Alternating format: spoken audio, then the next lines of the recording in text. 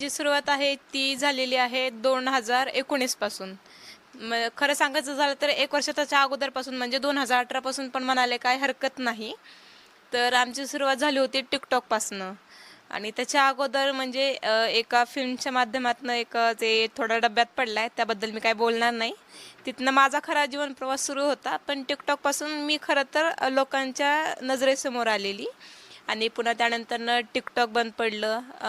2-3 वर्ष गॅप घेतला आणि मग त्यानंतरनं ज्यावेळेस YouTubeवरतून लोकांचे जसे म्हणतात ना, म्हणजे असं खूप छान करतायत किंवा हे करतायत, ते करतायत. मग ते बघून मग पुन्हा आम्हीही सुरुवात केली YouTubeला आणि मग पुन्हा YouTube करत असंच आम्ही खूप असं 2-3 वर्ष आम्ही सतत मेहनत केली.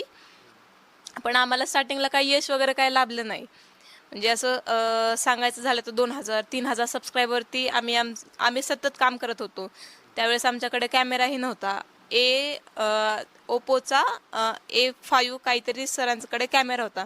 त्या कॅमेऱ्यावरती आम्ही शूट करायचो आणि ते व्हिडिओ आम्ही YouTubeला टाकत होतो.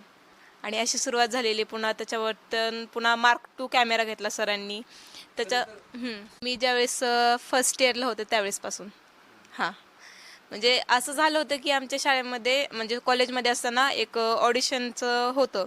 मग त्या टायमिंगला मला त्यांनी सिलेक्ट केलं होतं, की तुला आम्ही घेणार आहोत म्हणून हिरोईनमध्ये म्हणून शॉर्ट फिल्मसाठी. मग त्या टायमिंगला ठरलेलं, की ठीक आहे चला करूयात वगैरे म्हणून. पुन्हा त्याच्यानंतरनं एक फिल्मची वगैरे ऑफर तुम्हाला म्हणले ते डब्यात पडली. त्याबद्दल मी काही बोलणार नाही.